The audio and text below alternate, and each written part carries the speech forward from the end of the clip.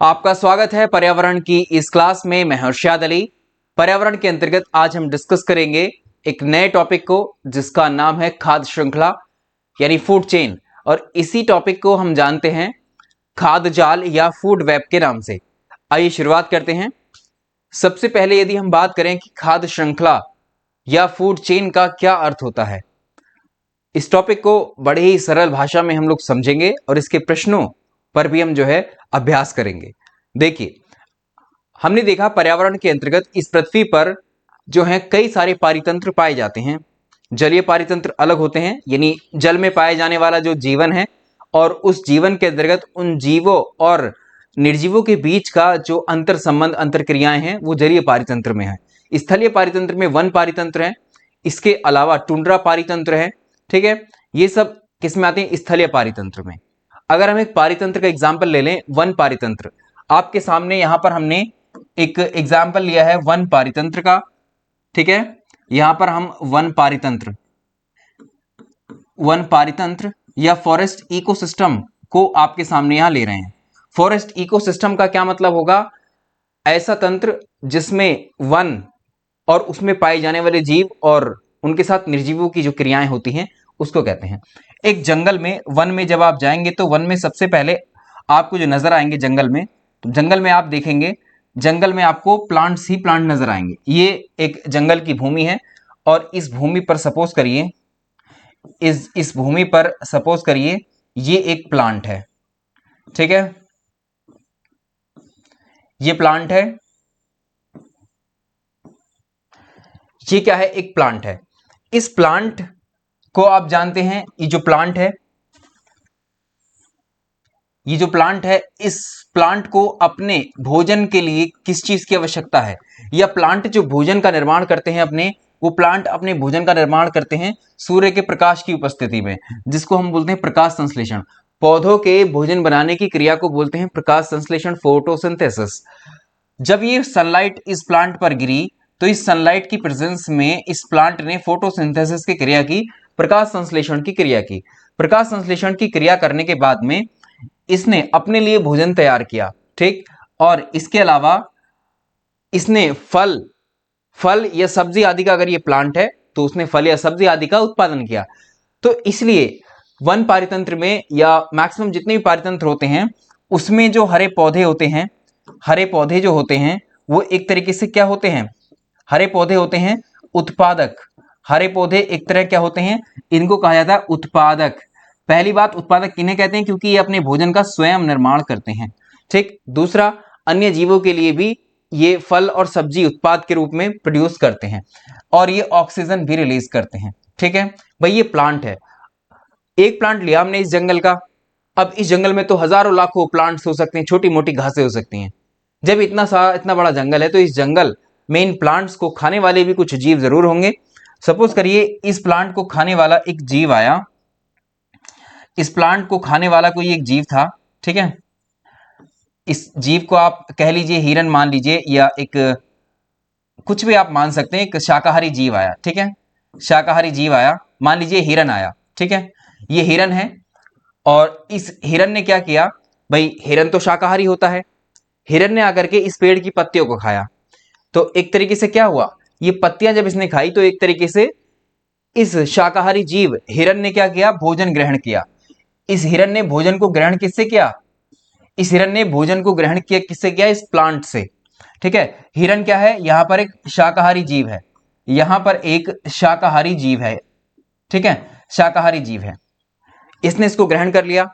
ठीक, तो ये प्लांट, इस पर, जिस प्लांट पर जो पत्ते थे या फल थे या जो सब्जियां थी, वो इस शाकाहारी जीव ने आकर के चर लिया। भाई प्लांट को तो शाकाहारी जीव ही खाएगा आकर के। ठीक है, तो ये इसका भोजन बन गया, ये प्लांट। तो जो ऊर्जा सूर्य, भाई सूर्य से ऊर्जा निकली, सौर ऊर्जा की मदद से फोटोसिंथेसिस हुई और ये ऊर्जा इस प्लांट में संचित हुई। अब ये ऊर्जा जब इस शाकाहारी जीव ने इस प्लांट को खाया तो ये ऊर्जा अब कहां आ गई? ये ऊर्जा यहां पर ट्रांसफर होकर इस शाकाहारी जीव में पहुंच गई। ठीक है, आगे जब ये क्या है? एक शाकाहारी जीव है। आप जानते हैं जंगल में बहुत सारे ऐसे भी जीव होते हैं जो मांसाहारी होते हैं। ठीक है, मांसाहारी से अगर आप बात करें मांसाहारी की, तो एक शेर आ सकता है यहां पर। ठीक है, या इससे पहले यदि हम बात कर ले मानव की, तो यहां पर एक मानव है ये, ठीक है,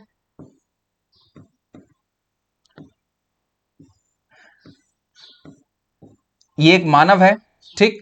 और मानव ने क्या किया, मानव क्या कर सकता है, मानव इस वाले प्लांट को भी खा सकता है, ठीक है, मानव को यदि भूख लगेगी तो वो इस प्लांट को भी खा लेगा, ठीक। मानव या मनुष्य हमने लिख दिया यहां पर, ठीक है, यानी हम ही लोग, मानव ने इस प्लांट को खा लिया और इस प्लांट के साथ साथ यदि उसका मन किया तो वो इस जीव को मारकर भी खा सकता है, ठीक है। तो ये एनर्जी प्लांट से मानव में गई और इस शाकाहारी जीव से इसमें गई। तो मानव क्या होता है, मानव होता है सर्वाहारी, ठीक है, मानव होता है सर्वाहारी। मानव क्या है, क्या क्या खा सकता है मानव, मानव हरे पेड़ पौधे भी खाता है, और मानव क्या खाता है, मानव हरे पेड़ पौधे भी खा सकता है और अन्य जीवों को भी खा सकता है। तो मानव क्या है, सर्वाहारी है, ठीक है। इसके बाद आते हैं मांसाहारी।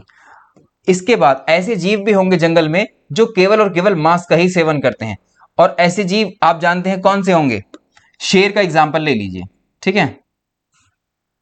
तो यहां पर एक शेर हमने ले लिया, ठीक है, ये इसको शेर मानिए, हालांकि शेर जैसा लग नहीं रहा लेकिन इसको हम यहां पर मेंशन कर देते हैं, ठीक है। ये क्या है, एक तरीके से ये शेर है, यहां हमने मेंशन कर दिया, ये क्या है, शेर। इस शेर ने क्या किया, ये शेर क्या कर सकता है, ये शेर केवल और केवल किसको खा सकता है, ये शेर केवल और केवल मांस ही खा सकता है, यानी किसी न किसी जीव को खा सकता है शेर। तो ये एनर्जी कहां ट्रांसफर हो गई, इस तरह से। तो आप देख पा रहे हैं ऊर्जा, सूर्य के प्रकाश से ऊर्जा निकली, सूर्य के प्रकाश से जो ऊर्जा आई वो ऊर्जा इस प्लांट में संचित हुई भोजन के रूप में। इस प्लांट से ऊर्जा किस में गई, इस प्लांट से ऊर्जा किस में गई, इस बकरी में या इस हिरन में गई। यहीं से ऊर्जा, अगर मानव ने इसका शिकार कर लिया आकर के, तो किसने कर लिया, इस मानव ने। और फिर ये ऊर्जा कहां चली गई, अगर इसको शेर ने खा लिया आकर के तो शेर के पास चली गई, ठीक है। तो एक तरीके से क्या हो रहा है, सूरज से लेकर के हम आगे जब देख रहे हैं तो एनर्जी एक स्तर से, ये क्या है, ये पोषण हो रहा है प्लांट का, तो ये एक स्तर है प्लांट का, ठीक है, प्लांट के पोषण का एक स्तर ये हुआ। अब यहां पर शाकाहारी जीव है, इस जीव की जगह कोई अन्य जीव भी हो सकता था, इस प्लांट की जगह कोई अन्य प्लांट भी हो सकता था, ठीक है। तो ये क्या है, ये हो गया दूसरा स्तर पोषण का। इसके अलावा तीसरा मानव है तो तीसरा स्तर पोषण का, चौथा स्तर पोषण का, इस तरह से पोषण के अलग अलग स्तर हैं, और इन पोषण के स्तरों से ऊर्जा आगे स्थानांतरित हो रही है। जब ये सब मर जाएंगे, इन प्लांट्स, एनिमल्स, मानव, ये सभी जब मर जाते हैं, मरने के बाद उन मरे हुए प्लांट्स को, उन मरे हुए जीवों को खाने का काम करते हैं अपघटक, यानी डीकंपोजर्स, यानी बैक्टीरिया आदि। तो बैक्टीरिया होते हैं अपघटक, बैक्टीरिया इनके मृत शरीरों को खाते हैं। तो एनर्जी एक तरफ से चली और ऐसे चलती चलेगी, अपघटक पर जाकर जो है एनर्जी समाप्त हो गई। अब घटकों ने जब इन जानवरों के मृत शरीर को, डेड एनिमल्स, डेड प्लांट्स को खाया और खाने के बाद उसको अपघटित करके मिट्टी में मिला दिया, और वो मिट्टी में पोषक तत्व के रूप में मिल गए, ठीक है। उन पोषक तत्वों को प्लांट अब्सॉर्ब कर लेते हैं। तो एनर्जी हमने देखी एक ही तरफ से जा रही है, ऐसे नहीं कि रिवर्स वापस आई हो, ठीक है।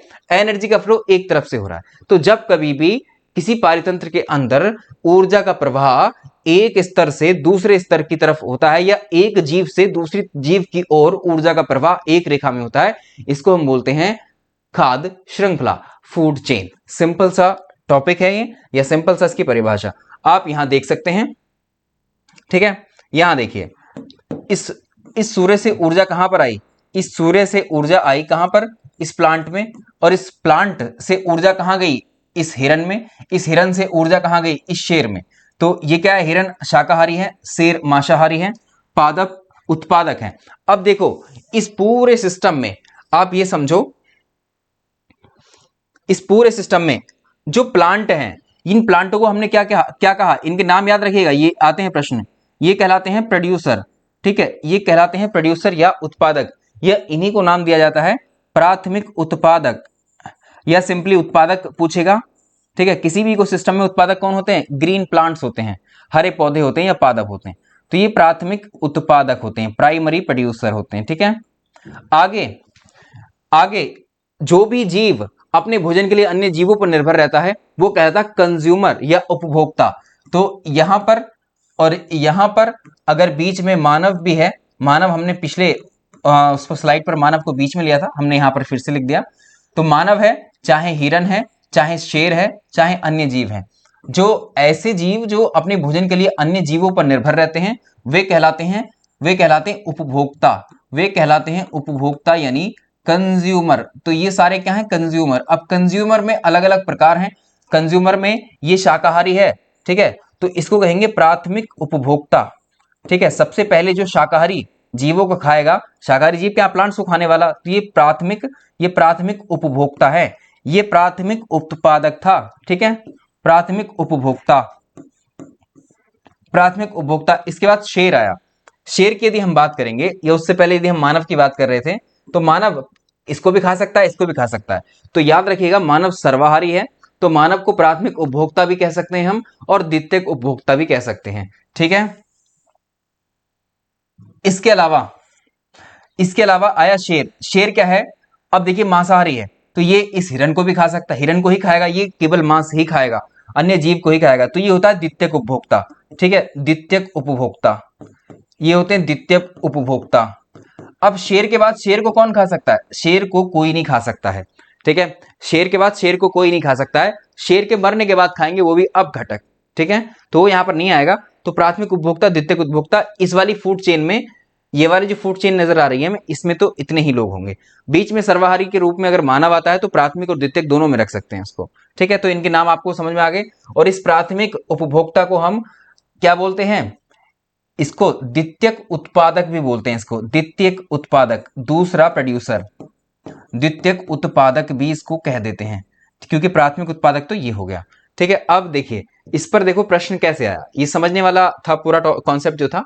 खाद्य श्रृंखला क्या है? पारितंत्र में पोषक तत्व, पोषक तत्व का मतलब है भोजन से ही मिलते हैं पोषक तत्व, ऊर्जा के लिए हम भोजन करते हैं कोई भी जीव। ठीक है, तो कोई भी जीव जब भोजन करता है, भोजन से उसको ऊर्जा मिलती है, और जब किसी एक जीव ने भोजन कर लिया और दूसरा जीव उस जीव को खा रहा है आकर के, तो जब ऊर्जा एक जीव से दूसरे जीव में स्थानांतरित होती है, इसी को खाद्य श्रृंखला कहते हैं। तो यह हर पारितंत्र में ऐसा ही होता है। ठीक है, खाद्य श्रृंखला को एक प्रजाति से दूसरी प्रजाति में ऊर्जा के स्थानांतरण को बोलते हैं। ठीक है, दूसरी तरह से ऐसे पूछा जाएगा। तीसरा, पारितंत्र में खाद्य श्रृंखला के अंतर्गत ऊर्जा का जो प्रवाह है वो एक दिशा में होता है, या एक रेखीय होता है, या यूनिडायरेक्शनल होता है। ठीक, ये समझ में आ गया होगा। अब एक कॉन्सेप्ट आता है खाद्य जाल, फूड वेब क्या है? फूड वेब का कॉन्सेप्ट समझते हैं। देखिए ये जंगल है, हमने जंगल में 2-3 जानवर लिए थे पिछली स्लाइड में, अब जंगल में हमने सारे एनिमल्स को ले लिया ऐसे ही। ठीक है, एक जंगल में तो चूहा, बंदर, बिल्ली, खरगोश, उल्लू, सांप, नेवला, ये सब हो सकते हैं। ये रहे, ये जंगल है, ये प्लांट है। अब आप जानते हैं घास प्लांट है, इस घास को कौन खा सकता है? खरगोश भी खा सकता है इस घास को। देखो इस घास को खरगोश ने खाया, खरगोश तो शाकाहारी है। इसके अलावा चूहा भी खा सकता है इसको, चूहा शाकाहारी और मांसाहारी दोनों होता है, सर्वाहारी होता है। ठीक है, इस घास को अगर मन किया तो टिड्डे ने खा लिया। देखो एक ही घास है ये, मतलब एक घास का मतलब एक प्रकार का उत्पादक है ये, और इसको खाने वाले कितने सारे हैं। ठीक है, खाने वाले कितने सारे हैं, तीनों में से कोई खा सकता है। और भी बहुत सारे शाकाहारी जीव होंगे जो घास को खा सकते हैं, हमने 3-4 ले लिए यहां पर। अब आप देखो इस रैबिट को खाने वाले अन्य जीव होंगे, ये तो शाकाहारी है भाई। अगर भेड़िए का या शेर की नजर पड़ गई तो इस खरगोश को आराम से खा लेगा। इस लोमड़ी ने इसको मार के खा लिया खरगोश को। इस खरगोश की नजर इससे पहले अगर मान लो इस चील की पड़ गई या इस बाज की पड़ गई, तो इस बाज ने इस खरगोश को खा लिया। ठीक है, या इस खरगोश पर नजर शेर की पड़ गई तो शेर ने खा लिया, और भी खा सकते हैं। ऐसे ही इस चूहे पर नजर पड़ गई इस लोमड़ी की, तो इस लोमड़ी ने इसको खा लिया। ऐसे ही इस बाज की नजर पड़ी तो बाज लेकर के उड़ गया इसको। उल्लू की नजर पड़ी तो उल्लू इसको खा लेगा चूहे को।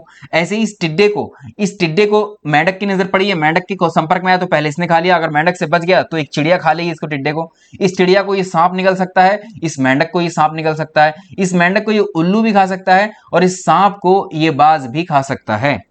तो आप देख रहे हैं एक वन के अंदर या एक पारितंत्र के अंदर जो खाद्य श्रृंखलाएं होती हैं वो सीधी नहीं होती हैं कि जैसे इस जीव को यही जीव खाएगा, जैसे इस प्लांट को बकरी ही खाएगी, इस प्लांट को हिरन ही खाएगा, उस हिरन को आकर के शेर ही खाएगा। ऐसा नहीं, जिसका जैसा भोजन की तलाश में जो उपलब्धता जिस जीव के सामने होती है वो अपने मौके के हिसाब से उस भोजन को कर लेता है। ठीक है, तो इस तरह से अगर हम देखें एक जंगल के अंतर्गत हमने देखा एक भोजन यहां से यहां गया। ठीक है, यहां से यहां गया, एक चेन तो ये हो गई, दूसरा एक चेन ये चली गई, तीसरा अगर आप देखें चूहे को तो यहां पर तीन खाद्य श्रृंखलाएं हैं, यहां पर 3 खाद्य श्रृंखलाएं बन गई, 1 2 3। ऐसे ही टिड्डे को देखो 2 खाद्य श्रृंखलाएं चली गई यहां से। अगर आप देखेंगे एक पारितंत्र के अंतर्गत बहुत सारी श्रृंखलाएं होती हैं, ठीक है, एक पारितंत्र के अंतर्गत बहुत सारी खाद्य श्रृंखलाएं होती हैं जो आपस में एक दूसरे से अंतर संबंधित होती हैं। अंतर संबंधित का मतलब या एक दूसरे से जुड़ी होने का मतलब कोई भी जीव किसी भी जीव को अपने भोजन के लिए शिकार कर सकता है, ठीक है, ये है। इस तरह से आहार श्रृंखलाओं के अंतर संबंध को ही खाद्य जाल बोलते हैं। समझ में आया आपको? किसी पारितंत्र में अनेक खाद्य श्रृंखलाएं पाई जाती हैं जो आपस में एक दूसरे से किसी न किसी रूप में जुड़ी होती हैं। खाद्य श्रृंखलाएं जुड़ी होने का मतलब है कि जो जीव हैं, ये जीव आपस में एक दूसरे से जुड़े हुए हैं शिकार के माध्यम से, भोजन के माध्यम से, ठीक है, जिसको हम खाद्य जाल कहते हैं। आई होप यहां तक कॉन्सेप्ट समझ में आ गया होगा। ये कॉन्सेप्ट समझना बड़ा जरूरी था, ठीक है, इंपॉर्टेंट भी है। चलें आगे बढ़ते हैं, ठीक है। अब एक प्रश्न लेते हैं। देखिए इसकी परिभाषा प्रश्न आता है, खाद्य जाल दिया है पर ऊर्जा के प्रवाह कैसा होता है? खाद्य जाल में ऊर्जा का प्रवाह किस तरह से होता है?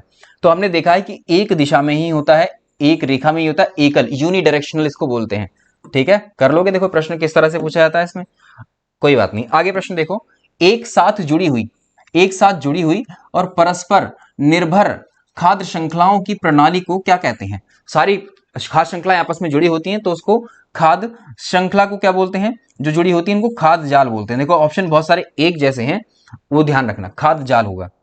आगे चलें, खाद्य श्रृंखला के संबंध में कौन सा कथन सही नहीं है? खाद्य श्रृंखला के बारे में कौन सा सही नहीं है?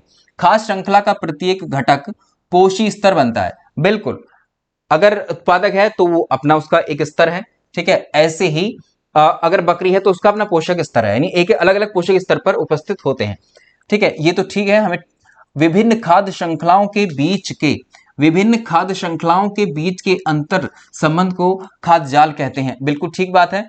ऊर्जा के प्रभाव को समझने के लिए पोषण संबंधों से बनी सभी श्रृंखलाओं का प्रयोग किया जाता है। बिल्कुल ठीक बात है ये। और खाद्य श्रृंखलाओं में ऊर्जा का स्तर निम्न पोषी स्तर से उच्च पोषी स्तर तक होता है, ठीक है। तो खाद्य श्रृंखला में ऊर्जा का स्तर निम्न पोषी स्तर से उच्च पोषी स्तर तक बढ़ता जाता है। ये बात गलत है, ठीक है, ये बात गलत है। जितना आप दूर जाते जाएंगे ऊर्जा का स्तर कम होता चला जाएगा, ठीक है, ऊर्जा का स्तर कम होता चला जाएगा। तो इसमें डी ही वाला ऑप्शन था, डी सही है, यानी डी गलत था, वो हमें पहचाना था। अब खाद्य श्रृंखला के चार अवयव हमने जो उसमें देखे कौन कौन से हैं? देखो एक तो सन देखा हमने, सूर्य, खाद्य श्रृंखला के अवयव हैं, भाग है, इन्हीं के। दूसरा उत्पादक है, प्रोड्यूसर। तीसरा उपभोक्ता है। चौथा अपघटक है।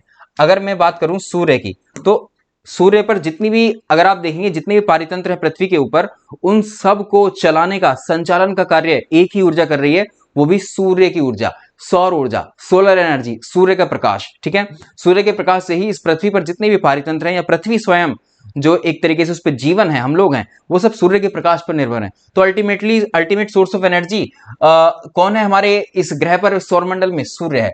तो सौरमंडल में सौरमंडल में जो ऊर्जा है, सौर ऊर्जा है, वो सूर्य की जो ऊर्जा है वो अंतिम और प्रारंभिक ऊर्जा का स्रोत है। देखो अगर पृथ्वी पर सनलाइट नहीं आएगी तो पौधे प्रकाश संश्लेषण नहीं करेंगे, प्रकाश संश्लेषण अगर नहीं करेंगे तो ऑक्सीजन रिलीज नहीं कर पाएंगे, तो प्लांट अपने लिए भोजन या वो भी नहीं बनाएंगे, स्वयं मर जाएंगे। और जब प्लांट मर जाएंगे तो ऑक्सीजन भी नहीं रहेगी। हम लोग कार्बन डाइऑक्साइड छोड़ रहे हैं तो हमें ऑक्सीजन चाहिए थी, तो ऑक्सीजन की कमी होगी, जिस वजह से जीवन की समाप्ति हो सकती है यहाँ पर पृथ्वी पर, ठीक है। दूसरे होते हैं उत्पादक हमेशा पौधे होंगे, ग्रीन प्लांट्स, ठीक है, पौधे होंगे, चाहे जल में रहने वाले पौधे हों चाहे स्थल पर रहने वाले। तो पौधे, तो उत्पादक स्वपोषी जीव होते हैं, ऑटोट्रॉप्स होते हैं, ये अपना भोजन स्वयं तैयार करते हैं। स्वपोषी या ऑटोट्रॉप्स अपना भोजन स्वयं तैयार करते हैं। तो पौधे जैसे उत्पादक प्रकाश संश्लेषण नामक प्रक्रिया से, अब पौधे हैं प्रकाश संश्लेषण की क्रिया करेंगे तो अपना भोजन बनाएंगे। इसमें देखिए उत्पादक कौन कौन से होते हैं? फाइटोप्लैंक्टन, ये समुद्री प्लांट्स हैं एक तरीके के। साइनोबैक्टीरिया, शैवाल, हरे पौधे, ये सब उत्पादकों में शामिल किए जाते हैं, ठीक है। ज्यादातर ऑप्शन में आपको हरी पौधे मिलेंगे, इनमें से भी मिलेगा तो चलेगा। खाद्य श्रृंखला उत्पादकों से शुरू होती है। हमने देखा कोई भी खाद्य श्रृंखला शुरू हो रही थी वो प्लांट से ही शुरू हो रही थी। उत्पादक खाद्य श्रृंखला का पहला चरण स्तर बनाते हैं, या पहला पोषी स्तर उत्पादक यानी प्लांट्स ही बनाते हैं, ठीक है। और प्लांट्स हमेशा सूर्य की ऊर्जा का उपयोग करेंगे। हम लोग सूर्य की ऊर्जा का उपयोग अपने भोजन के लिए नहीं कर पाते, प्लांट्स करते हैं।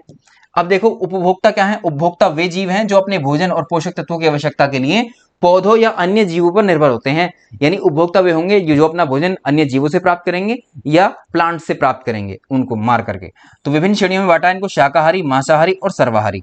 ठीक है, इनमें देखो उपभोक्ता कौन कौन से होंगे। उपभोक्ताओं के प्रकार देखो, पहले ऐसे उपभोक्ता जो केवल और केवल ग्रीन प्लांट्स को ही खाते हैं वो शाकाहारी बोलते हैं उनको, या हर्बीवोर्स बोलते हैं, शाकाहारी या हर्बीवोर्स। तो इसमें प्राथमिक उपभोक्ता जो शाकाहारी जीव होंगे उनको हमेशा आप क्या बोलेंगे, जो केवल प्लांट्स को खाएंगे उनको बोलेंगे शाकाहारी, और इन्हीं को प्राथमिक उपभोक्ता कहेंगे, प्राइमरी कंज्यूमर। तो शाकाहारी वे जीव हैं जो अपने भोजन की आवश्यकता केवल पौधों पर निर्भर रहकर करते हैं। शाकाहारी जीवों को प्राथमिक उपभोक्ता के रूप में जाना जाता है, या हम कहेंगे प्लांट्स को क्या कहेंगे, प्लांट्स को हम कहेंगे प्राथमिक उपभोक्ता, और इनको द्वितीयक उत्पादक के नाम से भी जानते हैं।